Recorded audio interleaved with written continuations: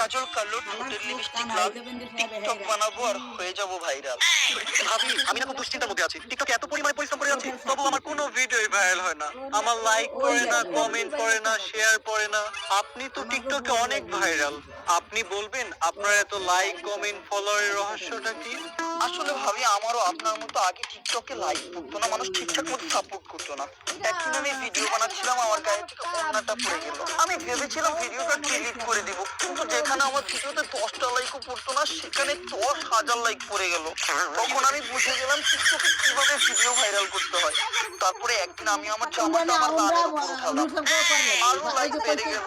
তারপরে একদিন আমি আমার জামা খুলে কেঞ্জি করে ভিডিও বানালাম, লাইকে ঠেলা আমি টিকতে পারলাম না। তারপর একদিন আমি আমার পায়জামা খুলে শর্ট প্যান্ট করে ভিডিও বানালাম, কমেন্টে ঠেলা টিকতে পারলাম না। কমেন্টে খালি বাবা মার নামে গালাগালি, কমেন্ট করতে কি যে ভালো লাগে ভাবি। এইবার চিন্তা করতে জামাও থাকবে না, প্যান্টও থাকবে না, কিছুই থাকবে না, পুরো ভাইরাল। ভাবি তাহলে আমাকে একটু ভাইরাল করে দেন, তাহলে ওনা ফালান জামা কাপড় খুলে এই ভিডিওটা আমরা দুইজন একসাথে বানাই। টিকটকে এই ভিডিওটা ভাইরাল হোক বা না হোক, মেসেঞ্জারের গ্রুপে গ্রুপে এই ভিডিও লিংক গ্যারান্টি ভাইরাল হবে।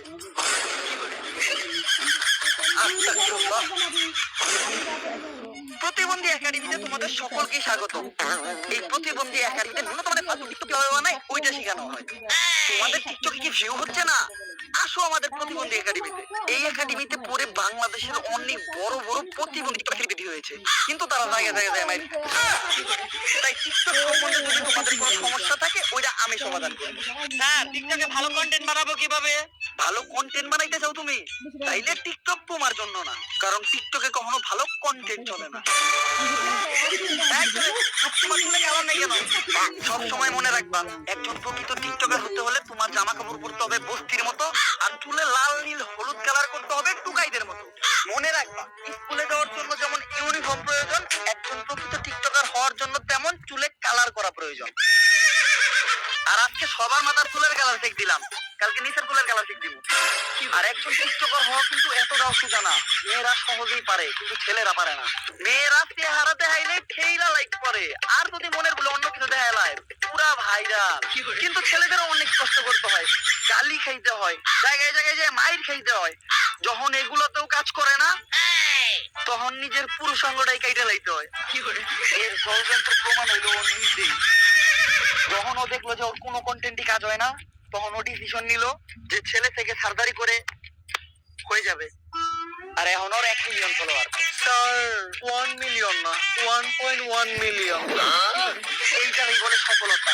এখন কয়দিন পরে ও মিউজিক ভিডিও বানাইবো, তারপরে টিকটকে ট্রেন্ডিং কাপাইবো।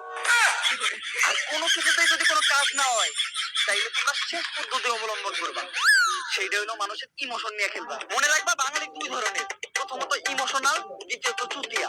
আর তুমি যদি প্রকৃত টিকটকার হতে চাও, তাইলে এই দুইটাই তোমার বাংলাদেশের মানুষের বানাইতে হবে। টিকটকে যে কন্টেন্ট দেওয়া দেবো না, লিপস্টিক মাইরে খেলে কথা ছোট ইউজারদের সাপোর্ট করেন, ছোট ইউজারদের সাপোর্ট করেন। আর ছোট ইউজারদের সাপোর্ট করেন কুয়ে মিলিয়ন মিলিয়ন ফলোয়ার কামাইতে হবে। তাই আজকের ক্লাস থেকে আমরা কি শিখলাম? টিকটকে কন্টেন্ট দেওয়া যাবে না, এই ধরনের গু দিয়ে চালাইতে হবে। প্রতিবন্ধী একাডেমির আজকের ক্লাস এখানেই শেষ, দেখা হবে নেক্সট ক্লাস। স্যার এত তাড়াতাড়ি ক্লাস শেষ হয়ে গেল? তুমি মনে হয় ভুলে গেছো আমি একজন টিকটকার, 15 সেকেন্ডে কাম শেষ দিই। তাইলে ঠিক আছে, ক্লাস শেষ, স্লো মোশন এইটা বাইতে থাকা। স্যার এবারে তো ভয়াবহ অবস্থা, মেয়েরা টিকটকে ভাইরাল হওয়ার লাগে জামা কাপড় পর্যন্ত খুলে লাগতেছে। আর আমি ওদিকে দেখলাম কুকিং এ পড়ালেখা শেখানো বাদ দিয়ে টিকটক করা শেখানো হইতাছে। আর আমার বউ তো রোমান্স বাদ দিয়ে টিকটক করতেছে। এই ভাইরাস তো শুধু ইন্ডিয়া বাদ দিয়ে পুরো বিশ্বে ছড়ায় গেছে। কিন্তু স্যার ইন্ডিয়াতে কেন ছড়ায় নাই? আরে ইন্ডিয়ার ইউটিউবার আছে না ক্যারিমিনাতি, ও টিকটকার গো এমন পিছন মারছে, ইন্ডিয়াতে টিকটকই ব্যান হয়ে গেছে। তাইলে স্যার বাংলাদেশে এমন কোন ইউটিউবার নাই যে টিকটকে পিছন মাইরা দিব? না নাই। স্যার আছে তো, ওমর ভাইয়ার। ওমর তো নিজেই টিকটক করে। এখন আমাকে সাইন্টিস্টের কাছে যাইতে হইব, কারণ সাইন্টিস্ট এই সমস্যার যে কোনো একটা সমাধান দিতে পারে। অভিজিৎ ভয়ার বউ এই ভাইরাসে অ্যাডিক্টেড। তুমি যাও ভয়ার বউয়ের পাশে দাঁড়াও, পাশে দাঁড়ায় ভয়ার বউয়ের সান্ত্বনা দাও। স্যার অভিজিৎ আমার বউয়ের সান্ত্বনা দিব কে? ভয়া তুমি কি বুঝা গেছো যে এই অভিজিৎ আমাকে সাইন্টিস্টের ক্যারেক্টারে আছে?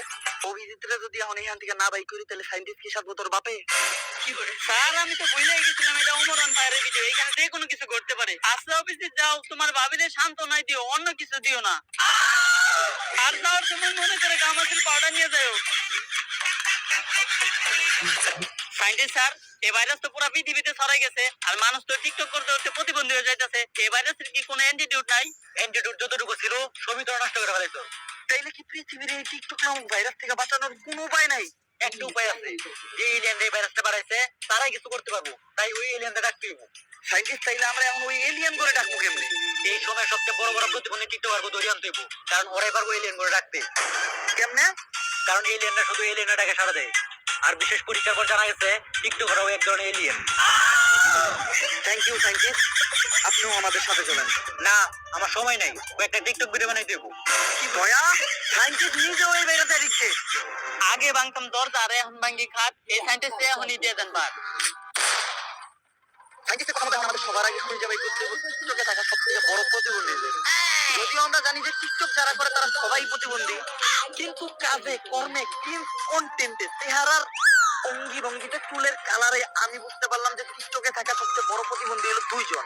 এক হইলো ক্রিঞ্জ মুনমুন আর একটা হলো দীপু ভাই। ওদের প্রতিবন্ধী মার্কা অঙ্গ ভঙ্গি, ফালতু কন্টেন্ট আর লাল নীল চুলের কালার দেখেই বোঝা যায় যে ওরা এলিয়েন বংশধর। তাই ওগুলা কি এলিয়েন আসতে বাধ্য। তাই তোমাদের কাজ হইলো এখন ওগো দুইজনকে তৈরি আনা। কিন্তু স্যার ওগুলো পাবো করে?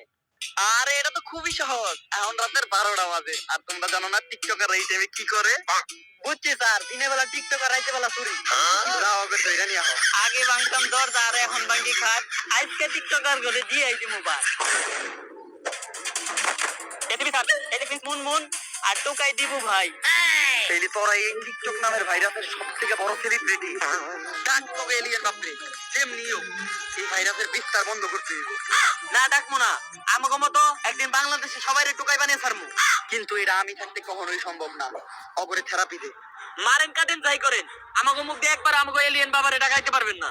তোরে মার মোনা কাট মোনা, তোরকে একবার হাতও লাগাবো না, খালি তোর একটা ভিডিও দেখাবো। আরে ক্যারিমিনেটের ভিডিওটা দেখা। তো कैसे हैं आप लोग? আরে না, এই ভিডিও বন্ধ কর, পারলে আমার মাইরা ফেলা, সরকার বললে পিছন মার, তাও এই ভিডিও বন্ধ কর, আমি ডাকতেছি। তাড়াতাড়ি ডাক। কি করতেছিস তুই? আপনি না ডাকতে কইলেন, ডাকতাছি। কিছু শুনি না কে, শব্দ কই? আরে লিপসিং করতাছি। তোর ডাকা লাগবে না, এই তুই ডাক।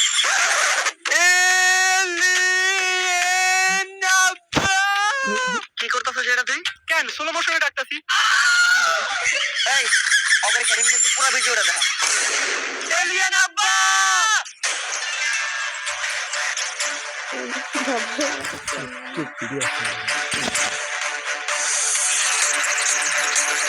এলিয়েন, তুই যেই ভাইরাস পাঠাইছস ওই ভাইরাস এমনিতেই আমাদের দেশের অনেক পোলাপানদের প্রতিবন্ধী বানায় লাইছে।